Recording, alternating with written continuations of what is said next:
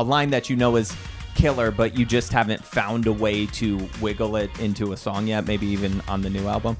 There's this line in a song that like may or may not come out. And it's, how could I ever trade something that's good for what's right? And I don't know why, I just love that song. I was trying to fit it into a song for a while. So but maybe it'll see the light of day. Yes, deluxe album.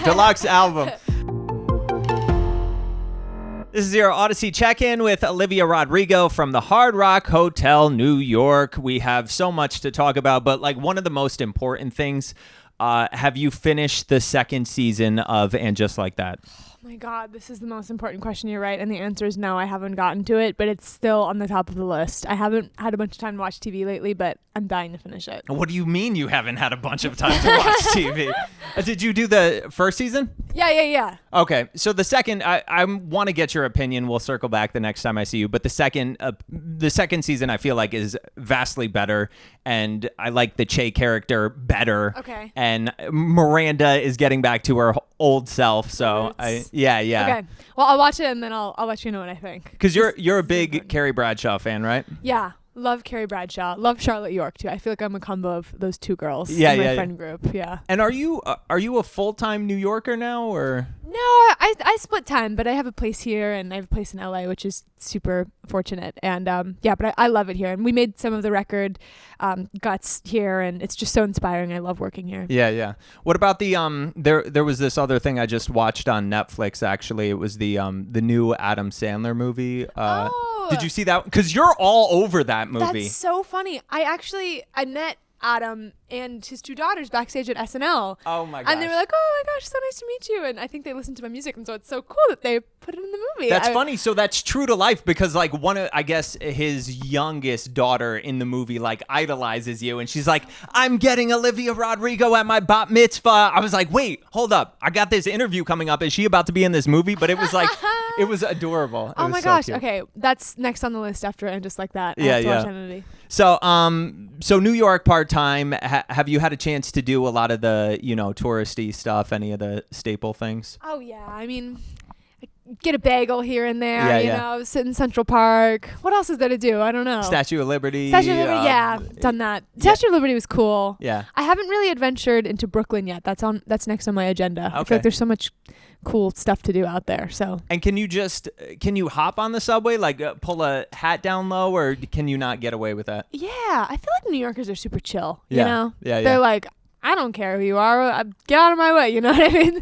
More so than maybe they are in LA. But I haven't actually explored the subway yet either. But one of these days, I've done it a few times before. I feel there's like, the Subway Creatures, the Instagram account, and there's like some of these other ones. And a lot of times they show a lot of people, like, I don't know, Jared Leto will be on the subway. Like a lot of celebs do it. And for the most part, the New Yorkers are like, whatever, get out of my way. Don't hold up the door. I've heard that there are rats like as big as raccoons on the subway. Or they eat well for sure. Yeah. I mean, just don't engage with them if you see them, So the new single, Bad Idea, right? It's very rock leaning. I feel like Good For You was rocky, pop rock for sure. But this one, I was like pleasantly surprised. Very rocky. And I think it was the New York Times that did an article, and they said like you're a rock star, and the new album's heavy leaning in the rock genre. Did you set out to do that, or was that just what came out? Yeah, I think that was definitely intentional. I think we kind of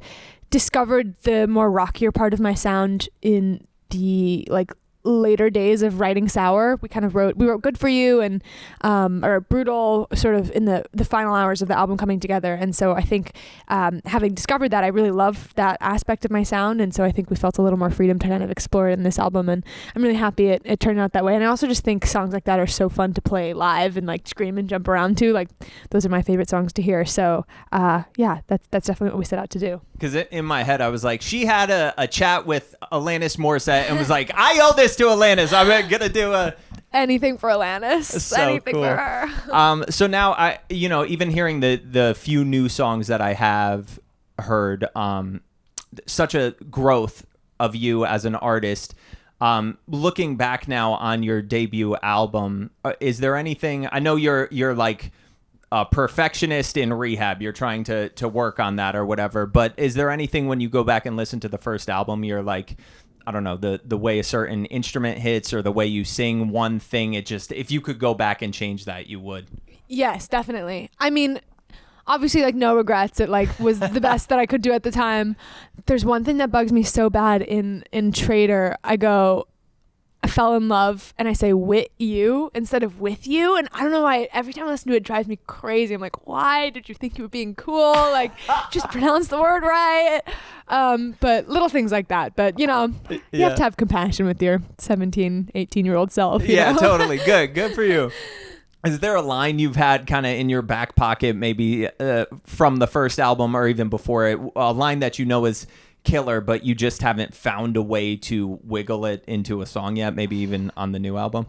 There's this line in a song that like may or may not come out. And it's, how could I ever trade something that's good for what's right? And I don't know why, I just love that song. I was trying to fit it into a song for a while. So but maybe it'll see the light of day. Yes, deluxe album.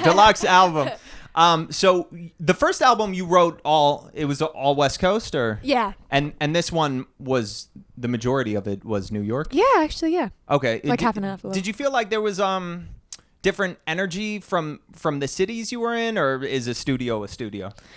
No, I think that there's definitely a different energy. I think that I also, my producer Dan and I, we've been working together for a long time, and we spend, hours and hours and days on end with each other in the studio. And I think we were getting a little, or in the studio in LA, and I think we were getting a little like comfortable. And some days we'd go in to write a song and we'd just be like, do you want to get tacos? Like, yeah, let's get tacos. And then like 4 hours passed and we didn't get anything done. So it was really nice to kind of switch up the environment and tap into new energy and, be amongst new people. I think that shaking it up really helped us a lot. So that's kind of the purpose that New York served. Good. And before we wrap, do you feel like you shot yourself in the foot and now you have to be a vampire for Halloween? Oh my God. You're the first person that actually... Are you kidding me? No, I'm dead serious. I don't know why I didn't think of that. That was like literally the first question I thought of. I'm like, she has to be a vampire now. That sucks. I've been coming up with so many other ideas and that one never crossed my mind, genuinely. What? Genuinely, this is the first time I'm thinking about it. So what's like the top two then? I mean, like weird, funny ones, but like I actually should be a vampire. You're so right. Your like fans would be up. Pissed if you're. Yeah, I mean, So you know what? You're right. You're so right. Olivia Rodrigo, congratulations on everything. Thank you. Thank you so much for having me. I appreciate it. You're welcome. We could like fist bump or something. Oh yeah. Okay, cool.